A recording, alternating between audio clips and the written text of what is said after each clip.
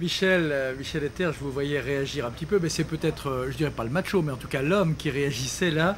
On s'aperçoit quand même que c'est un monde de femmes et d'enfants, que l'homme n'y est pas très présent. C'est aussi l'impression que vous avez eue la première fois que vous êtes allé là-bas? Oui, moi je suis allé là-bas la première fois, enfin même la seule en 1983. Non, je ne crois pas qu'on peut dire que c'est un monde de femmes et d'enfants. Je crois que, évidemment, l'éducation des enfants est confiée aux mères et les pères ont peut-être de la peine à rentrer dans ce cercle de l'éducation. Peut-être précisément pour une raison d'éducation. Et je crois que le travail de Christiane et les programmes qui sont mis sur pied au Pérou a précisément ce rôle-là de faire participer le père au binôme femme-enfant, dans le fond, qui est encore bien solide et presque un peu exclusif là-bas. Est-ce que vous saviez que notre virilité tient à la longueur de notre cordon ombilical? Oui, ça fait partie des histoires incroyables qu'on entend sur place. Christiane en a raconté quelques-unes tout à l'heure, on en verra peut-être encore. Merci. C'est toujours relatif au même problème de l'éducation. Toutes ces croyances qui circulent dans le fond, dans le peuple péruvien freinent évidemment le développement d'une bonne éducation des enfants et elles font un peu partie du problème. Alors en matière de santé, je vous propose quasiment une perle. C'est claro.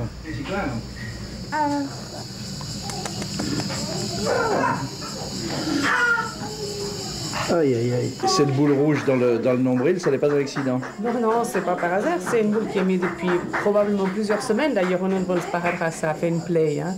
Et puis la boule rouge, c'est pour la bonne chose, mais en plus de ça, la croyance des gens qu'il faut toujours que le nombril soit bien rentré. Alors pour ça, ils utilisent toutes sortes de techniques, depuis des pièces d'argent, passant par des boules comme ça, qui sont des petites perles, hein, pour que l'enfant soit un enfant qui soit sain, etc. Ça a à voir aussi beaucoup avec les traditions par rapport à un petit garçon. Une tradition par rapport à sa capacité sexuelle future. Hein. En général, ces enfants, s'ils naissent à la maison, ça doit être le cas de cet enfant, il laisse un long cordon ombilical au moment de le couper, parce qu'apparemment, selon les croyances des Andes, ça fera qu'il sera un bon macho après quand il sera grand. Voilà, donc maintenant on sait quels sont les critères pour devenir un bon macho. Mais cela dit, on en rit parce que dans ce cas-là, c'est pas mortel. Mais est-ce que la vie des enfants est parfois en danger à cause de ce type de croyance? Ah mais absolument. Absolument. Cette ignorance mêlée à la culture ancestrale provoque des situations très très graves par rapport à l'attention qu'on donne aux enfants, aux petits-enfants en particulier. Et on a parfois l'impression que lorsqu'on essaye de rectifier ces choses, on n'est pas forcément cru, en tout cas dans un rapport de tête à tête. En revanche, si c'est le groupe qui le dit, peut-être le croira-t-on davantage, et c'est une des raisons pour lesquelles vous travaillez en groupe. Exactement, ouais. Exactement. Alors je vous propose que là aussi on vous rejoigne sur le terrain, à l'intérieur de ce dispensaire. Le programme national du Pérou, qui s'appelle Programme de croissance et développement, oblige à un contrôle tous les mois pendant le premier semestre, après tous les 2 mois, de tous les enfants. Nous, on a découvert qu'il ne faut pas éloigner les contrôles des enfants à partir de 6 mois, parce que c'est le moment où ils commencent à abandonner l'allaitement maternel et où commence la dénutrition. C'est le cas de ces enfants qui ont juste 6 mois et qui doivent commencer à apprendre à manger. Alors, ce qu'on fait, au lieu de faire une évaluation horizontale où l'infirmière donne les informations à la maman, puis la maman dit si señorita, puis on ne sait pas très bien ce qui se passe derrière la tête, ou dans la pratique à la maison. On réunit les mamans pour faire du travail de groupe, ce qui fait que d'abord elles peuvent partager leurs expériences, donc on peut récupérer ce talent populaire qu'ont les mamans pour s'occuper de leurs enfants. Le papa assiste, c'est déjà une grande victoire, mais il ne participe pas vraiment. Non, il a donné des recommandations à sa femme. Je ne sais pas si vous avez l'occasion de voir, mais il lui a expliqué comment il fallait faire. Hein. Donc c'est une des choses qui est aussi intéressante de voir, c'est que quand ils viennent les papas, s'ils voient que les gamins ne savent pas faire ce que les autres font, en général, ils poussent sa femme pour dire mais enfin, il fait comme ça, etc. Parce que lui, alors, il est beaucoup plus sensible aux difficultés que pourrait avoir son enfant comparé à d'autres. pour les bébés qui sont là, ce sont des bébés voulus ou pas voulus habituellement? Officiellement, 65% des grossesses ces 2 dernières années ont été des grossesses non désirées. Maintenant, face à la réalité, très souvent il y a des choses qui changent finalement. Effectivement, c'est un bébé qu'on n'a pas voulu, mais face à l'enfant qui est né, peut-être qu'il y a des choses qu'on peut changer. Si effectivement il y a un accompagnement qui permet de faire ce lien d'amour avec l'enfant.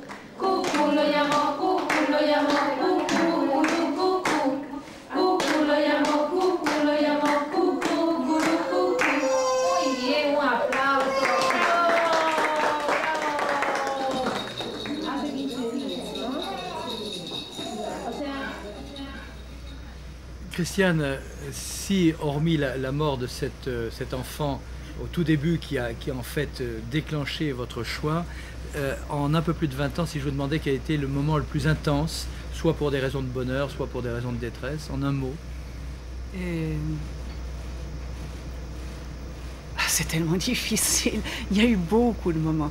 Ouais. Je crois que le moment le plus important a été quand on a réussi à sauver un enfant dénutri qui s'appelait Elmer, qui avait 15 mois et qui pesait 3,7 kg quand on l'a reçu. Et quand il a fait son premier sourire, 10 jours après qu'on l'ait reçu dans le centre de nutrition. Ça m'a remis un petit peu face à cette réalité que finalement, on décide rien. Ouais. On peut gagner, mais rien n'est jamais complètement gagné. Absolument. Donc. Alors ça, c'est aussi l'impression que j'ai eue, et c'est aussi ma façon de vous dire, ce qui peut-être m'a le plus touché, le plus surpris en tout cas, c'est cette montée, je dirais pas aux enfers, mais cette montée dans les collines de ce bidonville. Pourquoi? Parce qu'une jeune femme qui venait depuis quelque temps au dispensaire, qui amenait son bébé, ben, elle venait plus. Alors on s'est dit, qu'est-ce qui se passe? Son mari a du travail, mais est-ce qu'il l'abat? Est-ce qu'il y a un problème de famille? Est-ce que... On ne sait pas. Hein? Donc on va aller voir. Vous êtes monté avec votre amie Carmen, et je vous propose qu'on aille découvrir les causes de cette absence qui pourrait être dramatique pour l'enfant.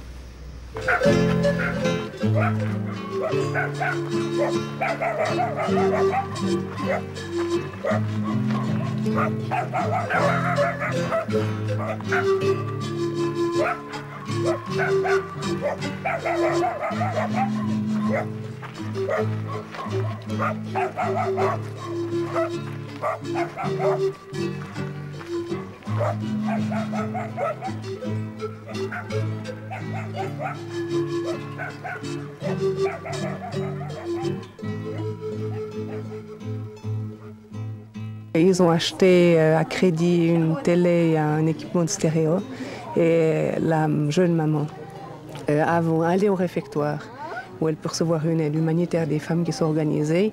Mais maintenant, son mari ne veut plus qu'elle sorte parce que les voleurs pourraient venir et voler voler ces deux biens, les seuls et uniques qu'ils ont. Hein. Ce qui fait que maintenant, elle est emprisonnée. Elle ne peut pas sortir. Avant, au moins, quand il n'y avait pas d'électricité, on la trouvait là, assise, et puis son gamin à côté qui prenait l'air, ou sa petite fille qui prenait l'air. Mais maintenant, même plus ça. Hein. La porte est fermée, elle regarde la télé, il n'y a pas de vie. Le bébé est couché sur le lit, qui est le seul bien aussi qu'ils ont. Et c'est une petite fille qui a une luxation de la hanche gauche. Elle devrait faire des exercices, mais face à la télé, on ne fait plus ces choses-là. C'est une vraie prison.